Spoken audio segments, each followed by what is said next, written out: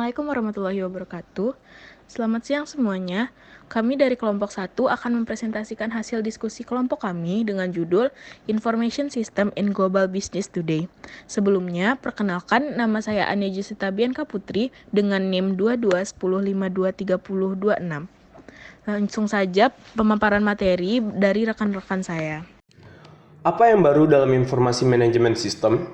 Apa yang membuat sistem informasi manajemen menjadi topik yang paling menarik dalam bisnis adalah perubahan terus-menerus dalam teknologi. Penggunaan teknologi oleh manajemen dan dampaknya terhadap kesuksesan bisnis. Bisnis dan industri baru muncul, yang lama menurun, dan perusahaan yang sukses adalah mereka yang belajar bagaimana menggunakan teknologi yang baru. Ada 3 perubahan yang saling terkait dalam bidang teknologi. Yang pertama adalah munculnya platform digital seluler. Yang kedua adalah pertumbuhan penggunaan bisnis atau big data.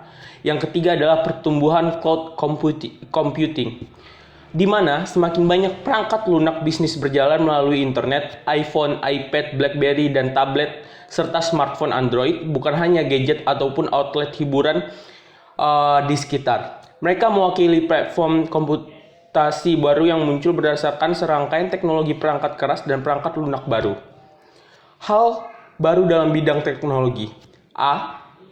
Platform komputasi awan muncul sebagai bidang inovasi bisnis utama. Kumpulan komputer yang fleksibel di internet mulai melakukan tugas yang biasanya dilakukan di komputer perusahaan. Aplikasi bisnis utama dikirimkan secara online sebagai layanan internet atau biasa disebut sebagai perangkat lunak sebagai layanan atau SaaS.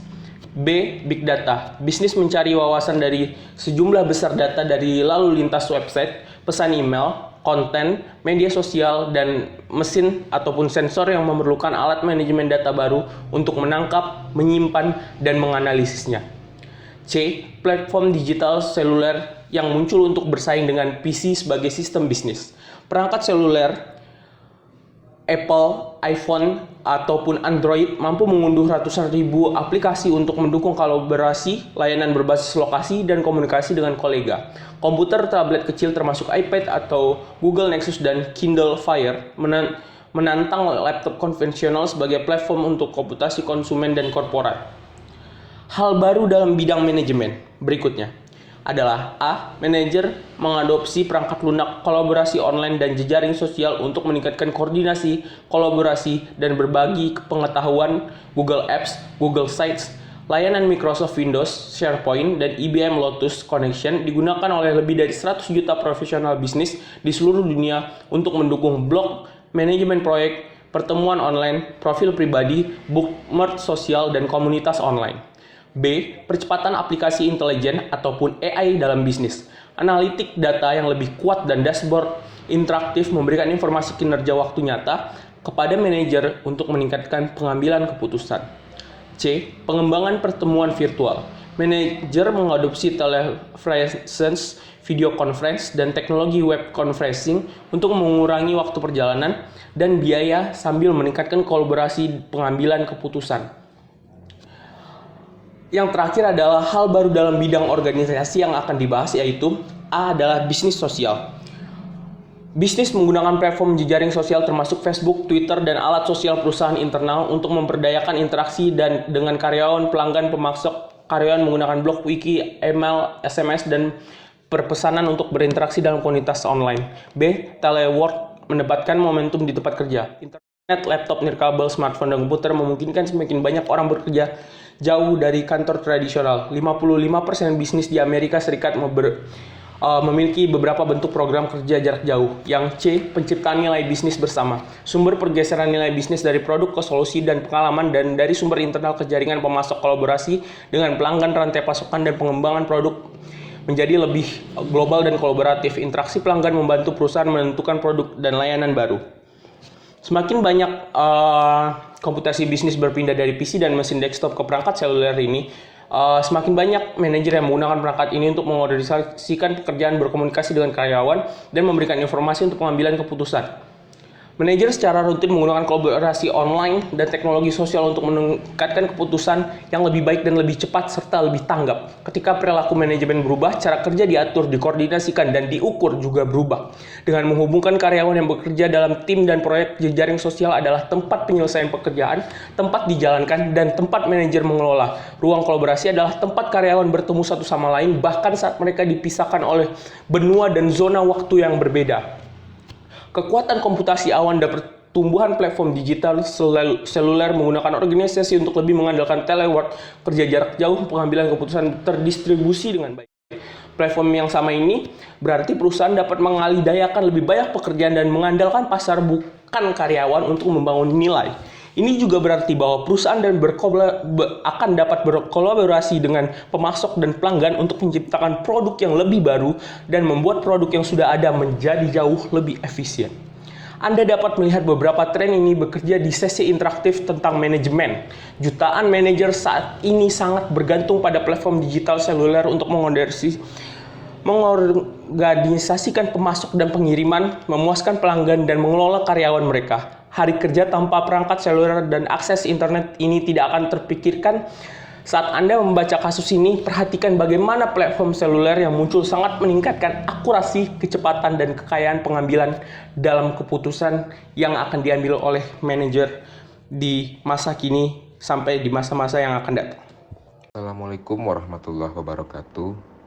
Perkenalkan, nama saya Nabil Maulana Abrar dengan nomor BP 22105-22044 akan menyampaikan materi tentang tantangan dan peluang globalisasi dunia yang dipimpin.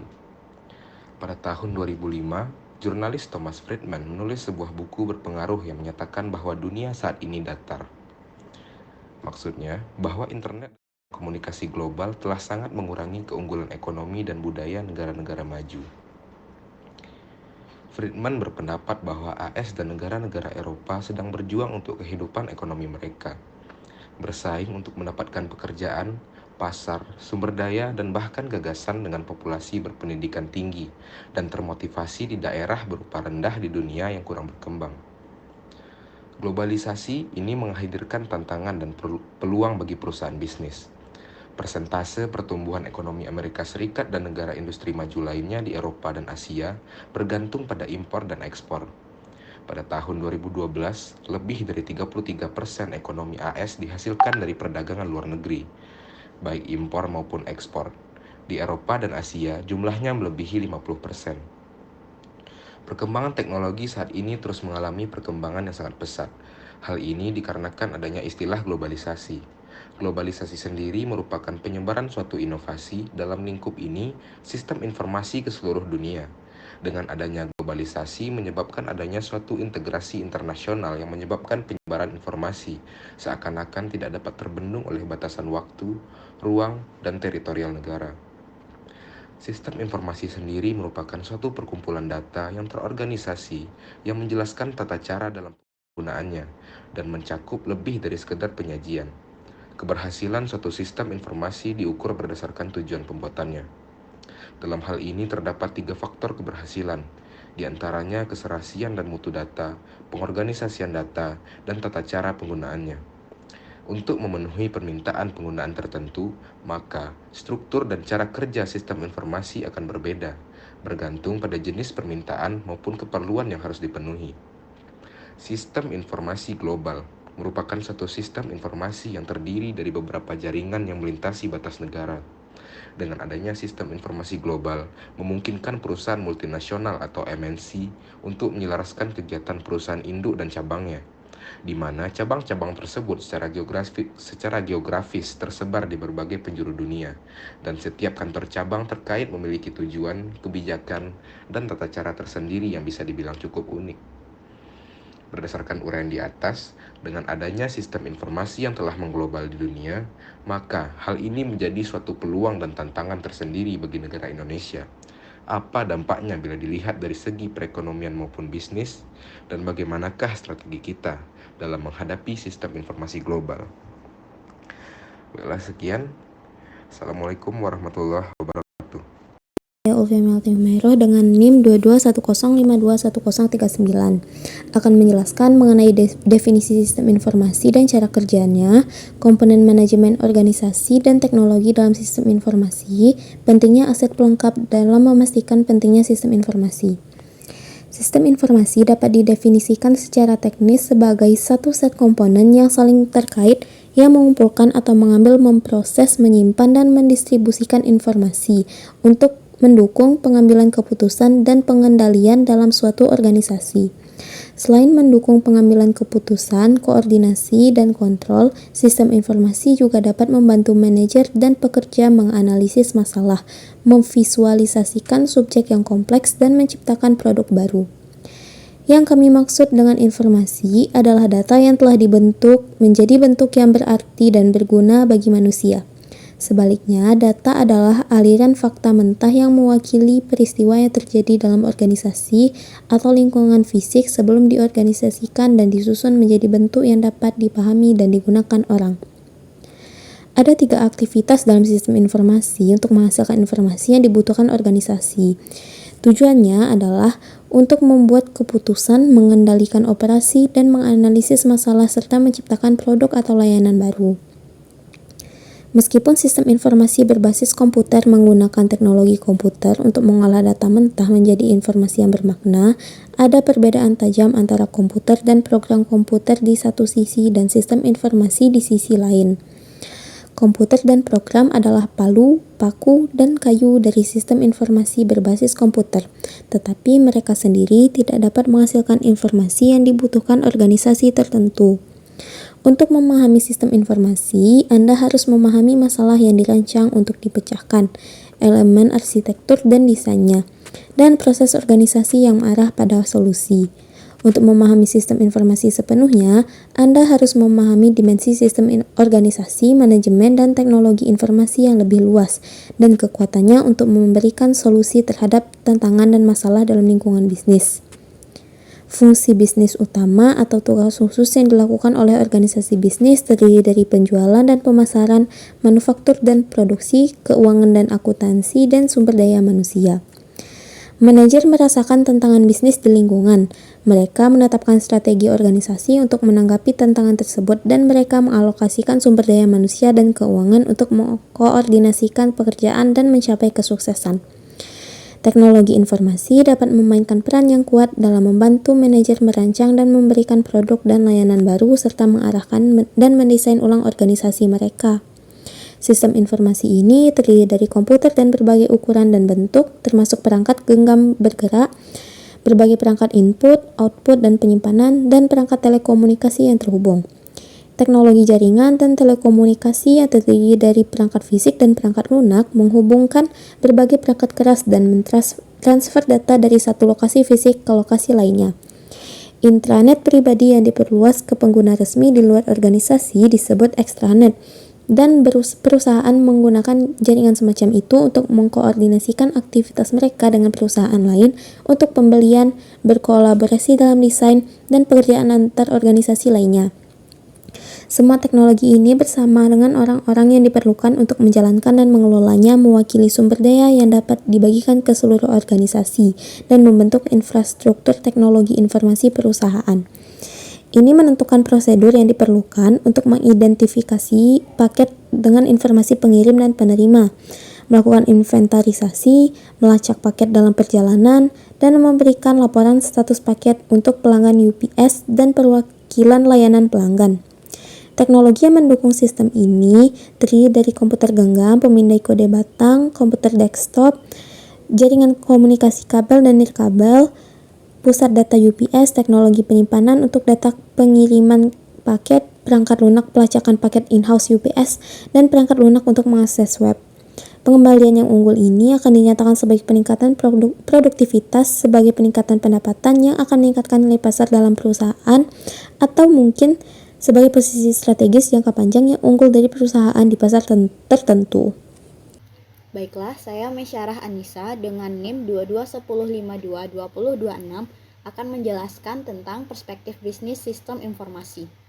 Manajer dan perusahaan bisnis berinvestasi pada pembangunan dan pemeliharaan sistem informasi karena adanya asumsi pengembalian pendapatan investasi yang lebih besar jika dibandingkan dengan investasi lain seperti bangunan, mesin, atau aset lainnya. Dilihat dari perspektif bisnis, sistem informasi merupakan elemen penting dalam menciptakan nilai perusahaan. Informasi yang tersedia dalam sistem informasi dapat meningkatkan pendapatan atau menurunkan biaya karena membantu manajer dalam membuat keputusan bisnis. Misalnya, sistem informasi untuk menganalisis data checkout supermarket yang dapat meningkatkan profit perusahaan dengan membantu manajer membuat keputusan yang lebih baik mengenai produk mana yang akan disimpan dan dipromosikan di supermarket retail. Setiap bisnis memiliki rantai nilai informasi, seperti yang diilustrasikan pada gambar berikut. Sistem informasi mentah diperoleh secara sistematis dan kemudian diubah melalui berbagai tahap yang menambah nilai informasi, sehingga dapat dikatakan bahwa tujuan dari sistem informasi untuk berkontribusi pada nilai perusahaan. Dilihat dari perspektif bisnis, sistem informasi adalah bagian dari serangkaian aktivitas penambahan nilai untuk memperoleh, mengubah, dan mendistribusikan informasi yang dapat digunakan manajer untuk meningkatkan keputusan, meningkatkan kinerja organisasi, yang pada akhirnya dapat meningkatkan profitabilitas. Selanjutnya, aset pelengkap, modal organisasi, dan model bisnis yang tepat. Untuk memperoleh pengembalian pendapatan yang diinginkan dalam investasi sistem informasi, perusahaan membutuhkan nilai, struktur, dan pola perilaku yang dapat mengubah cara mereka melakukan bisnis. Aset pelengkap adalah aset yang diperlukan untuk mendapatkan nilai dari investasi utama, TIS 1998. Penelitian menunjukkan perusahaan yang mendukung teknologi dengan investasi dalam aset pelengkap seperti model bisnis baru, proses bisnis baru, perilaku manajemen, budaya organisasi, atau pelatihan menerima pengembalian yang unggul. Sedangkan perusahaan yang gagal melakukan investasi pelengkap ini menerima pengembalian yang kecil atau bahkan tidak ada pengembalian atas investasi teknologi informasi mereka. Aset pelengkap terdiri dari 3 bagian. Yang pertama, aset organisasi. Terdiri dari budaya organisasi yang mendukung efisiensi dan efektivitas, model bisnis yang tepat, proses bisnis yang efisien, otoritas terdesentralisasi, hak pengambilan keputusan yang didistribusikan, dan tim pengembangan sistem informasi yang kuat. Yang kedua, aset manajerial. Terdiri dari dukungan manajemen senior yang kuat untuk investasi teknologi dan perubahan, insentif untuk inovasi manajemen, kerja tim dan lingkungan kerja kolaboratif, program pelatihan untuk meningkatkan keterampilan pengambilan keputusan manajemen, dan budaya manajemen yang menghargai fleksibilitas dan pengambilan keputusan berbasis pengetahuan. Dan yang ketiga ialah aset sosial, terdiri dari infrastruktur internet dan telekomunikasi, program pendidikan yang diperkaya oleh teknologi informasi sehingga meningkatkan literasi komputer angkatan kerja, standar yang diberikan oleh pemerintah maupun swasta, hukum dan peraturan yang menciptakan lingkungan pasar yang stabil, dan terakhir, perusahaan teknologi dan layanan di pasar yang berdekatan untuk membantu penerapan. Sekian dikembalikan kepada moderator. Nama saya Muhammad Taufik Chandra, NIM 2210523056. Disiplin akademik dalam mempelajari sistem informasi. Yang pertama, pendekatan teknis. Pendekatan teknis untuk sistem informasi menekankan model berbasis matematis untuk mempelajari sistem informasi serta teknologi fisik dan kemampuan formal dari sistem ini. Disiplin yang berkontribusi pada pendekatan teknis adalah ilmu komputer, ilmu manajemen, dan riset operasi. Yang kedua, pendekatan perilaku. Bagian penting dari bidang sistem informasi berkaitan dengan masalah perilaku yang muncul dalam pengembangan dan pemeliharaan sistem informasi jangka panjang. Isu-isu seperti integrasi bisnis strategis, desain, dan implementasi. Yang ketiga, studi tentang sistem informasi manajemen.